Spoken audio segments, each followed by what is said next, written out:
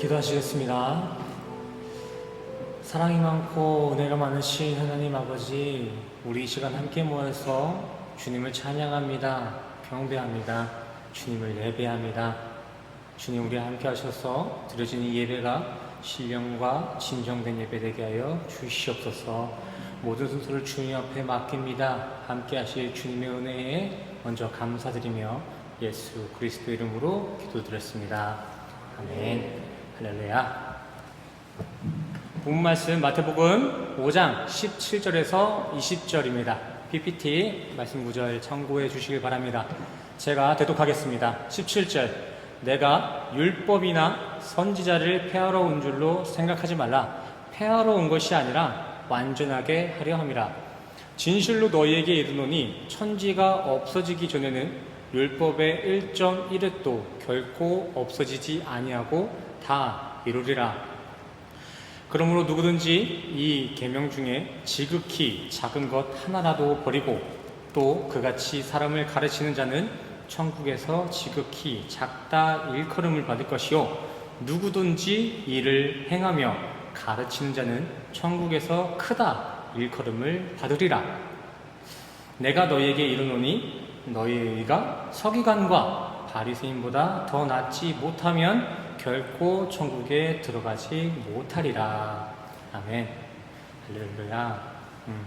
오늘 이렇게 함께 읽으신 오늘 본문 말씀은 예수님께서 육을 입고 있었던 당시, 그 성육신 사역 당시 실제 산 위에 올라가셔서 자신을 따르겠다는 그 제자들, 성도들을 향해 진짜 구원, 진짜 천국에 간다는 건 이런 거다 라고 말씀하시며 그 명쾌한 그 구원론의 모습을 설명하신 그 장면이 담겨있는 구절이 오늘 본문 말씀입니다.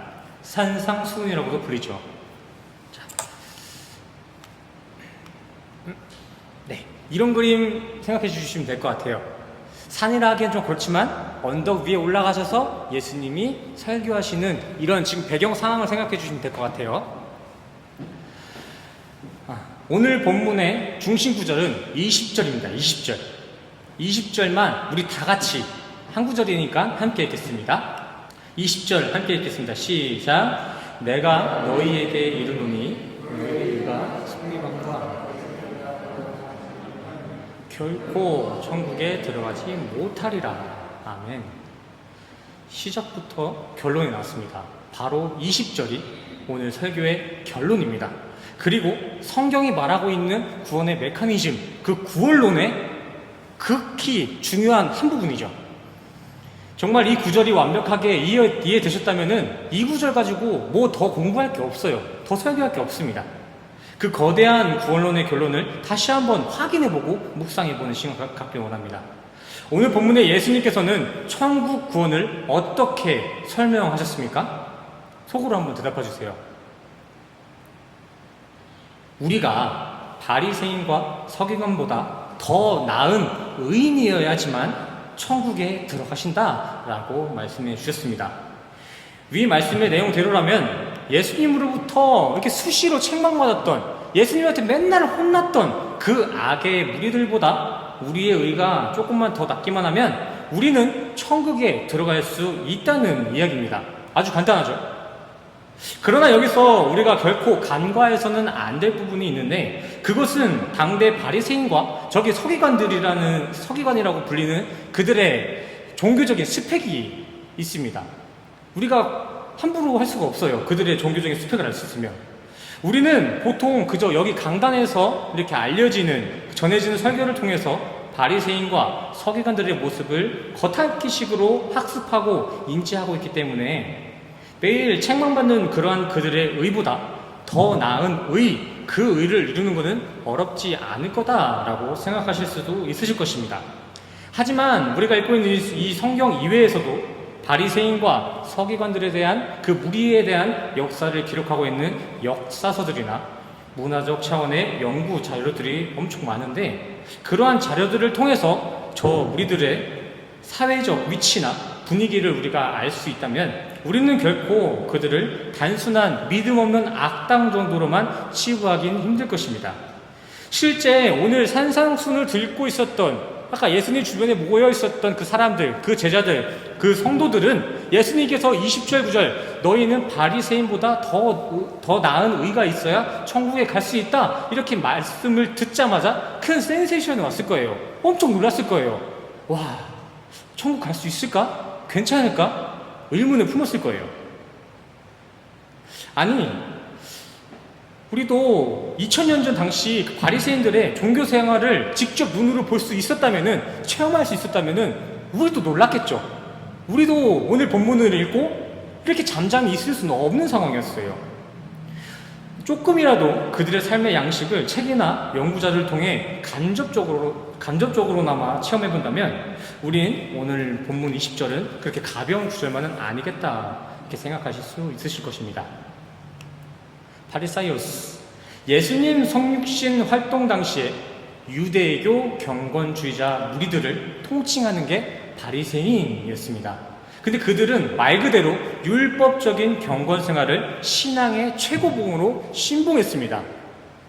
하나님을 믿는 것과 이퀄 율법을 지키는 것, 율법 자체가 하나님이셨어요. 실제적으로 그들은 급작스러운 전시 상황에서도 율법을 준수하기 위해 기꺼이 자신들의 목까지 내놓았던 아주 무섭고 강단 있는 집단이었습니다. 아주 이래서 신념이 무서운 거예요.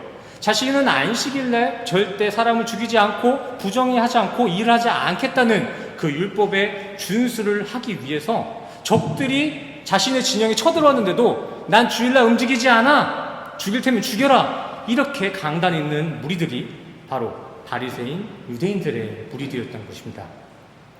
그들의 피를 이어받은 현대 유대인들의 기본적인 종교적 이력들을 큰 덩어리로, 이렇게 큰 덩어리 개념으로 한번 확인해 보시며 이를 통해서 그들이 어떠한 이들이었는지 간접적으로나마 한번 그림을 그려보겠습니다.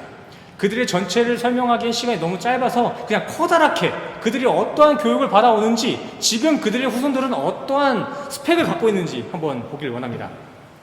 목회자들이나 그 중에 가장 특별한 이들의 스펙이 아니라 바리새인들의 피를 갖고 있고 그 길을 걷는 이들이라면 누구나 가지고 있어야 할 스펙들.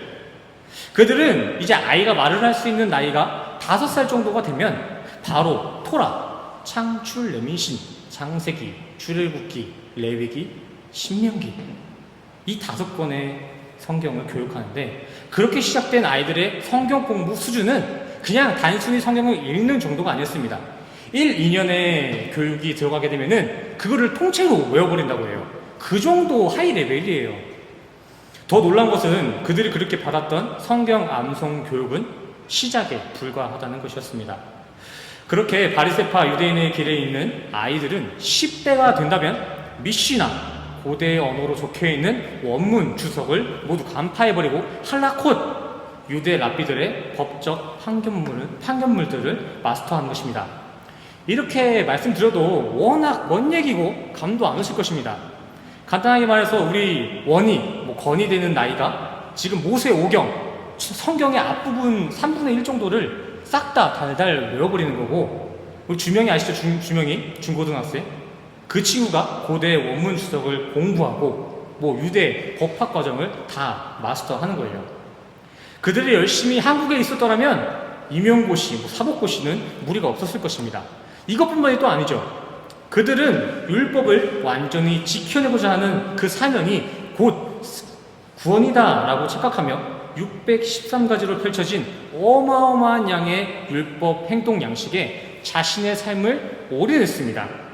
먹고 자고 이렇게 마시고 하는 의식주, 그 의식주의 물리적인 차원을 넘어서 내가 그 자아가 가지고 있는 이 생각의 영역, 그 에고의 생각까지도 율법으로 통제했습니다. 자신의 모든 삶의 양식을 율법에 맞춰서 율법을 기준하여 살아갔다는 것입니다. 아주 철저했어요. 누가복음 18장만 보셔도 그들의 삶에는 잦은 금식과 금욕이 요구되고 있었음을 따박따박 알 수 있습니다.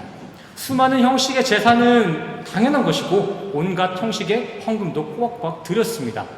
역사서 따로 볼 것도 없이 18장만 봐도 그 모습을 우리가 알 수 있죠. 또한 정해진 때가 되면 남녀노소 할 것 없이 지금 서 있는 그 자리에서 납작 엎드려 예배하고 기도합니다. 그리고 행여나 자신의 꿈에나 자신의 생각에 부정한 것들 생각하면은 좀 더러운 것들이 내 안에 찾아오면은 그대로 그들은 밖에 나가서 하루 종일 머물다가 이제 깨끗해졌다 싶으면 그때서야 집에 돌아올 수 있었습니다. 그들은 그렇게 온종일 쇠사슬에 매여 있는 죄인들처럼 율법에 낑낑거리며 살았습니다. 그들이 의로 여기고 목숨처럼 여기는 그 율법은 원래는 하나님께서 우리 인간들을 다시금 죄인이었던 우리를 하나님의 백성으로 인도하시기 위한 축복의 언약이고 우리를 지켜주는 기쁨의 울타리였는데 그들은 그러한 율법의 본질, 율법의 정신은 모두 망각해버리고 그저 율법이라는 것을 무서운 하나님의 법령, 무거운 짐짝으로 치부했습니다. 율법 조항에 따라 감사제를 드리고 말씀을 늘 품에 끼고 말씀을 머리에 붙이고 다녔지만 그들 그 중심에 있는 내 안에 있는 자아, 그들의 애고는 본질을 잃은 이 율법이 보내는 율법의 두려움에 짓눌려 피폐해져 갔습니다. 하지만 당시 그들의 율법 준수, 이러한 그들의 모습은 다른 이들이 보기에는 너무나 경건하고 거룩하게 보였습니다. 그들의 삶의 표피적인 그 모습들, 눈으로 확인되는 그 모습들에서는 결코 거짓과 탐욕, 살인, 시기는 찾아볼 수 없었을 뿐더러 모든 예배의 형식이나 사람들 간의, 성도 간의 관계 또한 남들이 함부로 이렇게 왈가불가할 수 없을 만큼 철저히 거룩해 보였습니다. 바리새인, 아까 앞에서 이렇게 소개드린 것처럼 그들은 지성으로도 너무나 탁월했습니다. 바리새파 무리들 한 사람 한 사람이 모두가 신학의 정통인 박사님들이셨고 그들의 열정과 열심 또한 역대 종교개혁자 그 누구에게도 밀리지 않을 만큼 열심히 있었습니다. 그러기에 그들은 정말 많은 이들로부터 의롭다, 경건하다, 거룩하다라는 칭송을 받으며 살았습니다. 하지만 오늘 본문에서의 예수님께서는 그러한 칭송받는 바리새인의 행실들을 모두 뒤집어 엎어버리시죠. 너희들, 이 바리새인들, 니들이 칭송하는 바리새인들 뭐가 좀 대단해 보이지? 근데 있잖아, 너희에게 바리새인 무리들보다 더 나은 의가 없다면 너희는 천국에 어림도 없단다. 질문하겠습니다. 자, 혹시 한평생을 사시면서 뭐 새벽 예배, 수요 예배, 금요 예배, 주일 예배, 뭐 성경 공부 한 번도 안 빠지시고 기도도 하루에 꼬박꼬박 최소 5번씩 기도하시고 금식과 말씀 묵상을 일상생활 하시듯이 이렇게 율법을 철저히 지키고 계시는 분 계신가요? 있을 수도 있죠. 그렇다면 서기관처럼 성경을 세세히 해석해내고 직접 이렇게 필기해서 지필해 보신 적이 있으실까요? 이것도 있을 수도 있죠. 하지만 율법은 여기서 끝이 아닙니다. 이거보다 600개, 613개가 있습니다. 그거 다 지켜보신 적 있으실까요? 우리 중에 바리새인들보다 더 낚이는 둘째치고 그들만큼이라도 종교 생활에 열심히 있는 사람이 있냐는 것입니다. 저도 613가지의 율법을 보기는 했어도 다 외우지도 못하고 다 해석한 부분도 다 이렇게 완벽하게 해석하지도 못했습니다. 앞서 말씀드렸듯이 그들은 율법 준수를 사명같이 여겨서 목을 내놓는 건 당연했습니다. 그들이 얼마나 그 율법 준수에 완벽했으면 오죽하면 그들은 자신들의 율법 지킴으로 예수님의 제자들뿐만 아니라 예수님도 정죄하셨습니다. 예수님이 돌아가신 그 명목이 뭐예요? 율법을 똑바로 안 지켜서 그걸로 시작된 거잖아요. 그들의 율법 준수는 신이신 예수까지 십자가에 올려놨습니다. 오늘 20절에서는 우리가 바로 이러한 바리새인과 서기관 무리들의 의보다 낫지 아니하면 천국에 못 간다라고 말씀하고 계시는데 그럼 바리새인보다 열심히 하지 않고 있는 우리는 모두 다 천국에 가지 못할까요? 아니면 오늘부터라도 빨리 지금부터라도 늦지 않았으니까 원문 주석을 읽고 율법을 완벽하게 외우면 천국에 갈 수 있을까요? 이러한 질문에 사도 바울은 갈라디아서 2장 21절 말씀 21절입니다. 10절 아닙니다. 21절 말씀과 로마서 4장 14절 말씀으로 대답해 주십니다. 21절 내가 하나님의 은혜를 패하지 아니하노니 만일 의롭게 되는 것이 율법으로 말미암으면 그리스도께서 헛되이 죽으셨느니라. 14절 만일 율법에 속한 자들이 상속자이면 유업의 상속자 천국 가는 자들이라면 믿음은 헛것이 되고 약속은 파기되느니라. 아멘. 정말 그렇게 바리새인들이 목숨같이 여겼던 그 율법으로 구원을 이룰 수 있다면 예수 그리스도는 헛되이 죽으신 것입니다. 헛되이. 조금 막말라자면 개죽음이에요. 죽지 않아도 되는데 죽으신 거잖아요. 정말 율법의 다리로 그 천국을 갈 수 있다면, 정말 그렇게 구원을 이룰 수 있다면 성경이 그토록 예언했던 피스티스, 그 믿음과 카리스, 그 은혜의 약속들은 모두 헛것입니다. 모두 파기된 거예요. 유효하지 않습니다. 이어서 성경은 갈라디아서 2장 16절에서 이렇게 얘기하죠. 그러나 율법의 행위로서는 의롭다함을 얻을 육체, 그 인간은 하나도 없다. 바리새인들보다 나은 의, 구원을 이루는 그 의는 오직 그리스도를 믿음으로만 가능한 것입니다. 성경이 말하는 그 은혜와 믿음은 헛것이 아닙니다. 그리스도의 죽음은 개죽음이 아닙니다. 네, 맞습니다. 물론 성경, 이 구약과 신약에서는 계명, 율법을 온전히 지켜내고 행하는 자에게 구원, 천국이 있고 복이 있다고 성경 구절마다 구석구석마다 잔뜩 적혀있죠. 하지만 여기서 문제는 우리 인간은 그 계명의 율법을 성경이 말하는 그 요구의 조건대로 그렇게 온전히 지켜내고 성실히 완벽하게 해낼 수 있는 능력이 없다는 것입니다. 야고보서 2장 10절 말씀 보실게요. 누구든지 온 율법을 지키다가 그 하나를 범하면 모두 범한 자가 되나니. 아멘. 이 율법이라는 것, 그들이 사명으로 가지고 있었던 그 율법이라는 것은 몇 점 이상, 몇 점 이하 이렇게 스코어가 있고 이 커트라인이 있는 게 아니에요. 아, 너네 100점 만점인데 80점 위만 되면은 천국 갈 수 있어, 이런 개념이 아니라는 것이죠. 하나님께서 명령하신 그 율법 조문의 조건은 저 위에 보듯이 야고보서 2장 10절의 말씀과 같이 하나라도 어기면은 다 땡이에요. 다 땡. 100번 양보해서 우리가, 아니 제가 평생 613개의 그 율법들을 어떻게든 잘 지켜냈다고 한번 가정해 봅시다. 불가능하지만 가정. 근데 죽기 직전에 정신이 호락호락 막 이렇게 왔다 갔다 할 때 실수로 막 헛소리를 하거나 음담패설을 하거나 뭐 부정한 것들이 내 생각에 들어왔는데 내가 율법의 요구대로 몸이 아파서 밖에 나가서 뭐 깨끗하게 하지도 못해요. 죽기 직전에. 그러면 그 사람은 그냥 죽어서 지옥 가는 거잖아요. 그렇게 평생 목숨을 걸고 지켜오던 그 율법 행위의 이력들이 죽기 전 그 찰나, 내가 정신이 나가 있는 그 찰나의 순간의 과실로 그 이때까지 제가 80살에 죽는다면은 80살 죽기 하루 전까지 완벽하게 지켰던 그 행실들이 모두 말짱 도루묵이 된다는 것입니다. 이런 불상사가 어디 있을까요?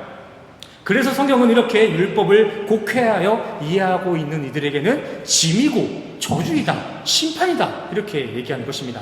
로마서 8장에서의 말씀과 같이 우리 인간의 이 연약한 육신으로서 말미암아서는 결코 율법을 구원까지 완벽히 성사시켜낼 수가 없습니다.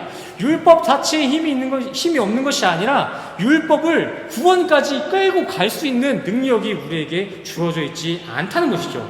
불가능해요.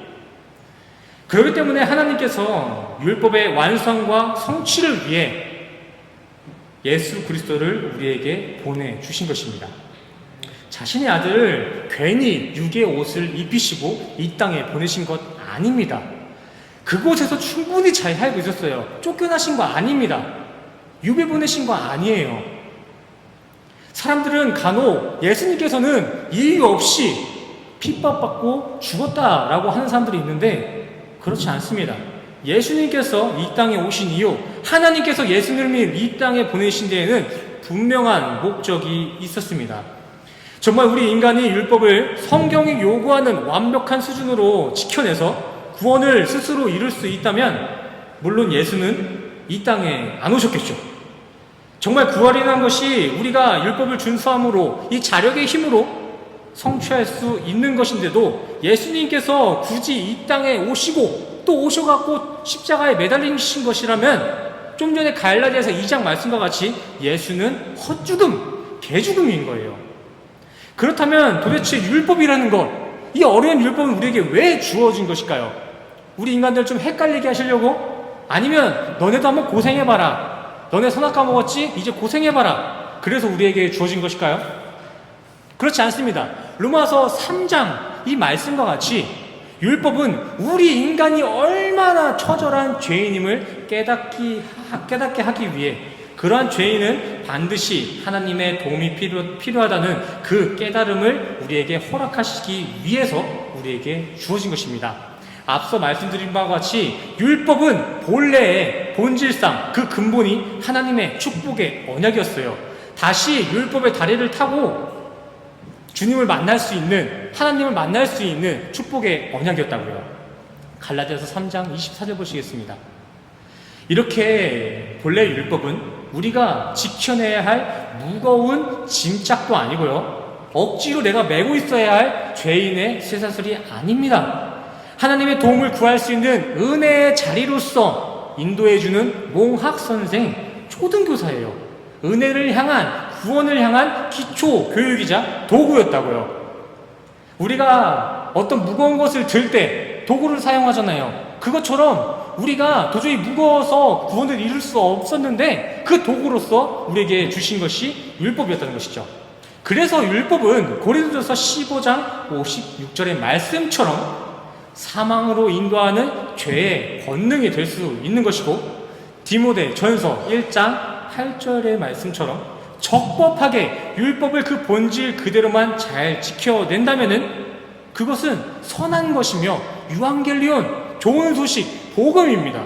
복음.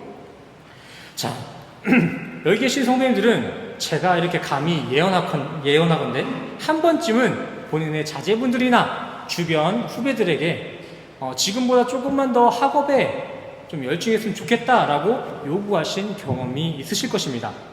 그냥 간단히 얘기해서 자녀들에게, 동생들에게 공부 좀 열심히 해, 열심히 일해, 이렇게 해보셨을 거라 저는 생각이 듭니다. 이렇게 부모되고 선배된 입장에서 그러한 대상들이 학업에 조금 더 집중하고 열중하길 바라는 그 마음은 어디서 시작되셨나요? 왜 그렇게 공부 좀 열심히 해야라 그렇게 잔소리 하신 거예요? 자식의 자식들이, 그 후배들이 국영수 그러한 학교 과목의 기초교육을 잘 마무리하고 더 나은 사회생활과 또 더 편리한 삶을 맞이했으면 좋겠다라는 이러한 선한 마음에서 시작되었을 것입니다.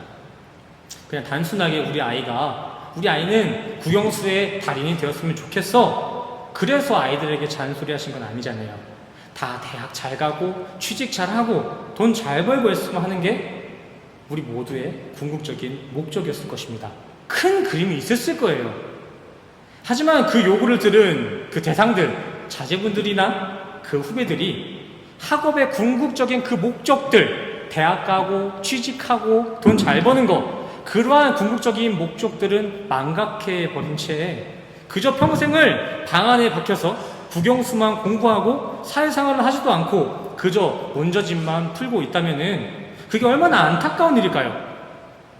우리의 그 후배들, 우리의 자식들이 40살, 50살 되어서도 방에서 나오지 않고 국영수 문제집에만 매달리고 있으면 그게 얼마나 속상할까요? 이와 마찬가지로 하나님 아버지께서도 본질을 잃은 기독교인들, 율법주의적인 신앙생활로 구원을 이루려는 바리새인의 어리석은 모습들을 이렇게 안타까운 마음으로 보고 계십니다.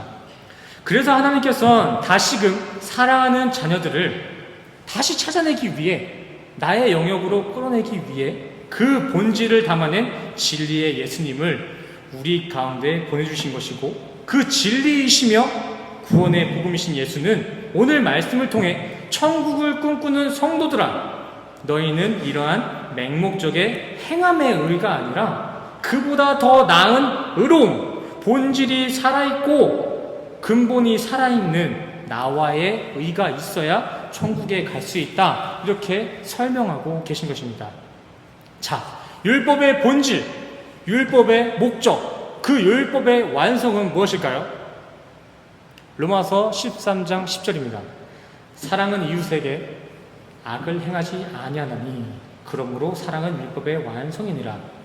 이의 말씀과 같이 율법의 완성, 율법의 본질은 아가페, 저기 쓰인 단어는 아가페예요. 무조건적인 사랑입니다. 무조건적인 사랑. 사랑에는 여러 가지 종류가 있습니다. 그리스 그 고대에 이렇게 정의해 놓은 여러 가지 사랑의 단계들이 있는데 지금 말하고 있는 것은 그 아가페, 무조건적인 사랑. 에로스의 그 육체적인 사랑이나 우리가 간간히 보이는 조건부의 감정적인 사랑이 아니라 무조건적인 사랑. 원수도 사랑할 수 있는 그 사랑. 경쟁사회, 이 자본주의에 찌들은 우리가 과연 그 율법의 본질인 아가페 사랑, 무조건적인 사랑을 과연 할 수 있을까요? 네, 우리 성도들은 할 수 있습니다. 엄연하게, 딱 세밀하게 말씀드리자면 우리 성도들만 할 수 있습니다. 예수님과 연합된 우리 성도들은 그 아가페 사랑 충분히 이룰 수 있습니다. 어떻게 해요? 요한일서 4장에 나와 있듯이 사랑이신 예수, 사랑이신 하나님과 연합으로 성도가 된 우리의 역사 자체가 아가페의 사랑을 흘려낼 수 있는 예수 동행의 삶을 살고 있음을 증거하는 것입니다. 잘 생각해 보시길 바랍니다. 613개의 조항으로 확장되어 우리 인간에게 주어진 이 율법은 본래의 출애굽기 때 첫 율법 10계명에서 파생되어져 이렇게 확장된 것이고, 그리고 그 10계명은 결국 하나님 사랑과 이웃 사랑으로 크게 둘로 축약되었습니다. 그리고 결국엔 그 축약된 두 개의 조항 또한 마지막에는 가장 큰 계명인 사랑으로 결론되었죠. 그렇게 율법의 본질은 아가페 사랑이었고, 그 아가페 사랑은 하나님, 예수님이세요. 그렇다면 이제 우리는 구원을 이루기 위해서 무엇을 해야 할까요? 율법을 잘 지켜야겠죠. 그렇다면 성경의 요구대로 그 완벽하게 온전하게 율법을 이루기 위해선 우리가 어떻게 해야 할까요? 요한복음 17장 3절, 그 사랑이신 하나님 아버지와 그가 보내시니 그의 아들 예수 그리스도를 더 깊이 더 많이 알아가면 그걸로 우리의 영생은 확증되어지는 것이고 율법의 완성이 되는 것입니다. 그래서 로마서 10장 4절에서의 바울이 예수 그리스도만이 믿는 자들의 의, 더 나은 의를 이루는 율법의 마침이 된다라고 이렇게 고백한 것입니다. 그냥 무작정 예수가 최고야, 예수가 율법의 끝이야 한 게 아닙니다. 율법은 사랑이고 그 사랑은 예수님이시니 사랑이신 예수님 한 분이면 구원에 충분하기 때문에 율법의 완성이 예수다, 이렇게 선포한 것이죠. 오늘 본문 20절에 예수님께서는 바리새인과 서기관보다 더 열심히 행해라, 더 열심히 율법을 지켜라, 종교생활 열심히 해라, 그래야 천국을 간다 라고 하시며 더 나은 행함의 의를 강요한 것이 아닙니다. 그와는 완전 차원이 다른, 조금 더 나은, 바리새인보다 더 나은이라는 개념보다는 원어적으로 봐도 차원이 다른 의예요. 차원이 다른 의, 그 관계적인 의, 천국 심사대 앞에서 프리패스할 수 있는 예수와의 관계의 의, 샬롬의 의, 에이레네의 의를 가져야 된다.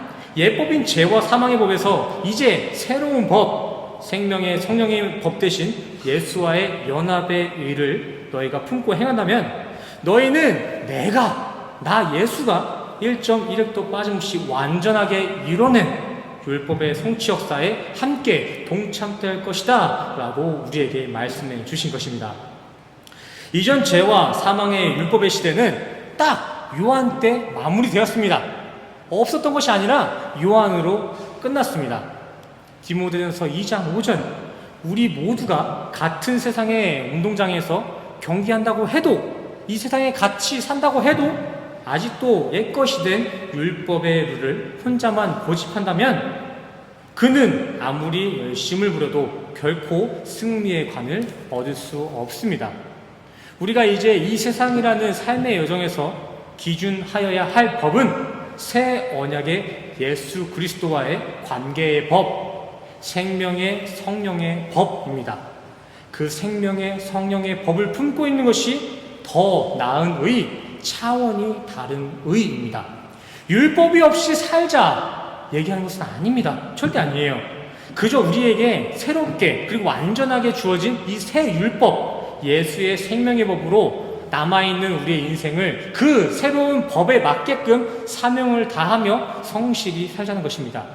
결코 율법을 쓸데없다 주장하며 율법을 폐기하자 무율법주의를 강요하거나 이제는 영이 아닌 이 육의 세상에서는 방자한 삶을 살아도 된다는 영지주의나 구원파 서상을 인도하는 것도 아닙니다. 주님께서는 디모데후서 3장 5절 말씀을 통해서 경건의 모양은 있으나 경건의 능력은 부인하니 이 같은 자들에게선 돌아선다 분명하게 말씀해 주셨고, 또한 마태복음 23장 23절을 통해 율법의 제사보다 더 중요한 바 정의와 긍휼 그리고 믿음 또한 반드시 행해야 한다고 분명히 말씀해 주셨습니다. 위 두 구절의 말씀처럼 우리가 기존에 드리던 예배의 형식과 삶의 모습들, 기존에 가지고 있었던 그 철저한 율법적인 모습들 너무나 중요합니다. 그럼에도 불구하고 그 가운데에서 우리 성도들이 먼저 선행하고 동일하게 반드시 함께 지켜내야 할 것은 그 형식이 담고 있는, 그 율법이 담고 있는 본질, 정의와 긍휼과 믿음입니다. 형식에 치우쳐 본질, 율법의 본질을 잃어서는 안 되며 본질에 집중한다 해서 그 율법, 주어진 세상의 여정을 마냥 무지성하게 살아서도 안 됩니다. 정말 이 신앙생활이라는 것은 결코 쉬운 것이 아닙니다. 당장에 어떤 물건을 살 때에도 여러 가지 데이터로 계산을 하는데 우리가 평생 살 곳, 80년 살 곳이 아니라 평생을 살 곳을 고민하는데 그것이 그 고민하는 것이 신앙생활인데 그렇게 쉬울 수가 없겠죠.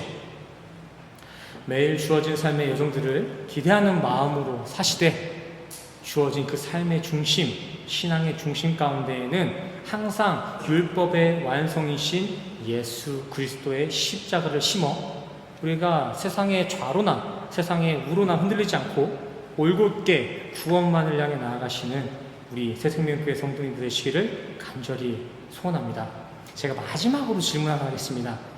평생 율법 아래에서 죄의 사슬에 묶여 종로를 타다가 지옥 가시겠습니까?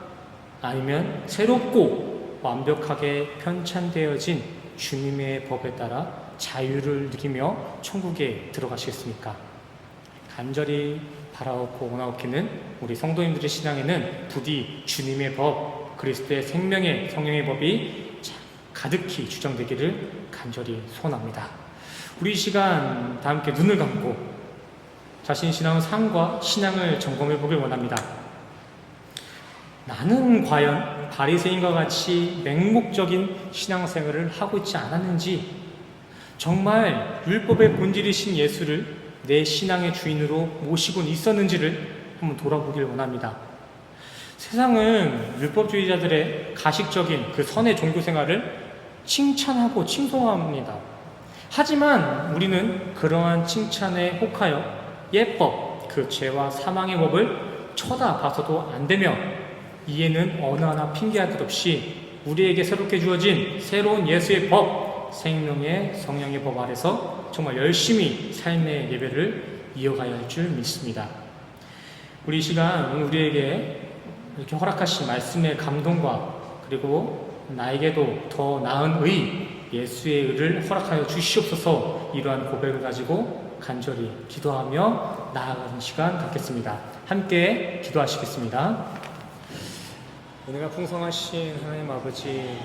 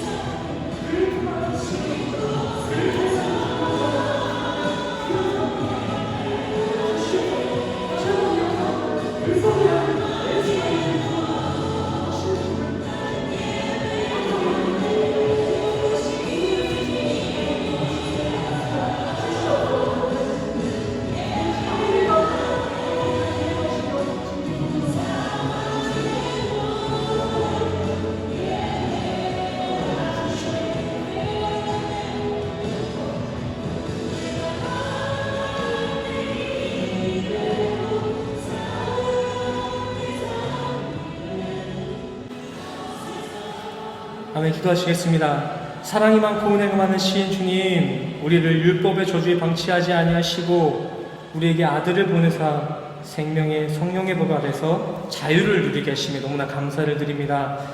다시는 이전의 죄된 삶을 그리워하지 않고 이미 우리에게 주어진 이 하나님의 축복의 언약에 매일 감사하고 기뻐하는 우리 모든 성도님들에게 하여 주시옵소서. 함께 모여 예배한 가운데 큰 감동이 있어 감사하는 마음으로 봉헌하는 이들이 있습니다. 그들의 마음의 동기를 관찰하시고 봉헌을 호명하여 주시옵소서.